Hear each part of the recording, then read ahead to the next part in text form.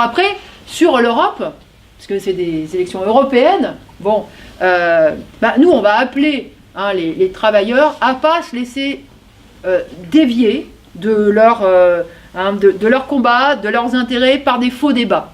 Parce qu'il y en a plein des faux débats dans cette campagne. D'abord, il y a cette espèce de duel entre Macron d'un côté, Le Pen de l'autre. Alors, Le Pen nationaliste, populiste, puis Macron qui, lui, se pare des vertus du progressiste. Bon.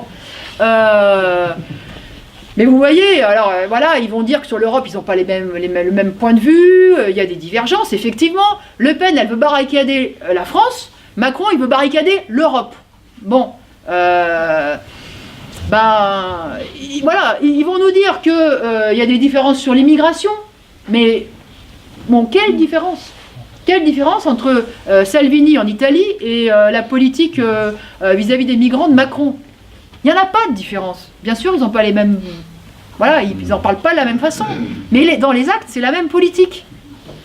Donc nous, on dira aux travailleurs, ne vous laissez pas...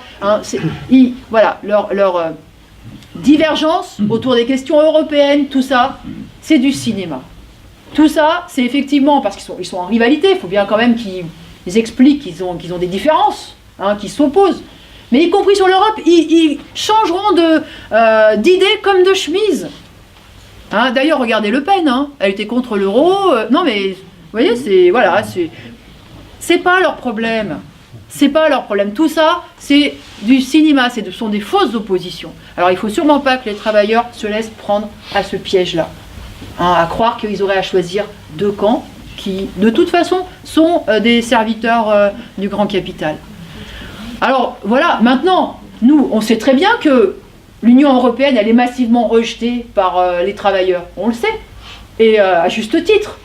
Cette construction européenne, elle a été intégralement faite par les capitalistes, pour leurs intérêts. D'ailleurs, à la naissance, c'était la création d'un marché commun, c'était pour leur business, c'était pour leurs affaires, c'était très clair. Et puis ça a continué comme ça.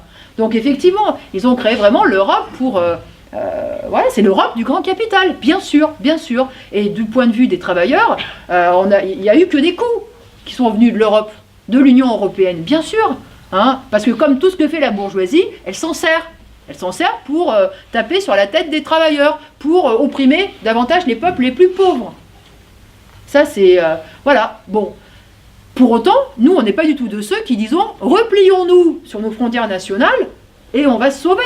Parce que ce grand capital, il est là aussi. Et il domine autant les institutions françaises, il domine autant le gouvernement, il a autant de poids et de prise sur les ministres bien de chez nous. C'est ça la réalité. Et que ces frontières, elles peuvent pas nous protéger. Elles peuvent pas nous protéger de l'exploitation, elles peuvent pas nous protéger de la crise dont j'ai parlé, s'il y a un crack, vous inquiétez pas, ça sera une déflagration mondiale. On pourra mettre toutes les frontières que vous voudrez. Voilà, la crise, elle ne nous protège pas de la rapacité capitaliste. Et c'est ce combat-là qu'on a à mener. Et les frontières, qui sont toutes... Tout le monde prône le retour des frontières aujourd'hui, de Le Pen jusqu'à Mélenchon, ils sont tous protectionnistes. On pourra y revenir dans la discussion.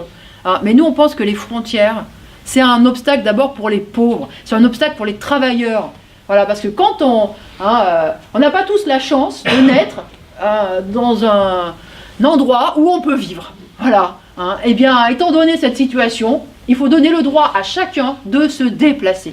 De franchir des frontières, de franchir des mers et de pouvoir sauver leur peau là où ils peuvent. Voilà. Et ce droit, pour nous, ça nous semble être un droit vital, essentiel pour le monde du travail. Parce que les riches, ils n'ont pas de problème de ce point de vue-là. Eux, ils peuvent vivre dans toutes les circonstances avec leur pognon. Mais c'est vrai, et y compris, c'est les premiers de toute façon à passer les frontières. Ils ont le portefeuille bien garni, ils sont toujours accueillis à bras ouverts de partout. Bon. Donc les frontières, c'est un obstacle pour les pauvres, pour les travailleurs, pour le monde du travail. Et ces frontières, on essaye de nous les mettre aujourd'hui dans la tête, là, dans les consciences. Comme quoi, il faudrait se méfier et il faudrait avoir peur d'autres travailleurs. Donc nous, on milite aussi contre ce poison qui divise le monde ouvrier. Donc voilà pourquoi on rejette toutes ces idées nationalistes, protectionnistes. On pense que voilà, l'internationalisme, pour nous, c'est indissociable des idées communistes. Parce que la classe ouvrière, elle est internationale, parce qu'on a besoin de se battre ensemble, parce qu'on est confronté à la même classe, qui d'ailleurs s'est internationalisée aussi. Hein. Et donc il faut avoir cette conscience-là, cette conscience qu'on doit se battre ensemble, et que la société, si on prend les rênes de cette société, on va l'organiser comment? On va l'organiser à l'échelle européenne, à l'échelle mondiale. On va utiliser leurs multinationales. Finalement, ce sont des bons outils, quelque part. Hein. Tous ces réseaux internationaux qu'ils ont créés, on va les utiliser, mais on va les reprendre à notre compte. Et on va les utiliser pour réellement pouvoir satisfaire les besoins de toute l'humanité. De toute l'humanité, je dis bien. Voilà. Donc nous, c'est ça nos perspectives fondamentales. Quant à notre vision de l'Europe, bien sûr qu'on pense qu'il faudrait aller vers une Europe véritablement unie et fraternelle.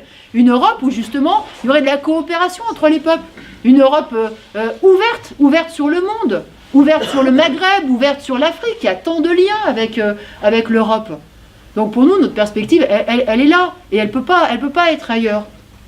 Hein, c'est effectivement d'abattre ces frontières, ces barbelés, qui sont utilisés tout le temps par ceux qui dirigent d'ailleurs, par nos dirigeants, pour jeter les peuples les uns contre les autres.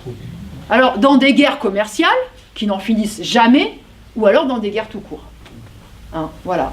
Donc nos perspectives, c'est celle-là. Et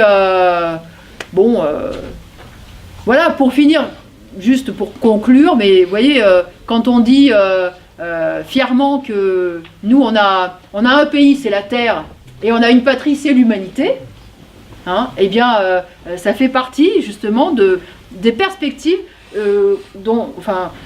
pour nous, ça, avec les travailleurs au pouvoir, oui, ça peut devenir une réalité.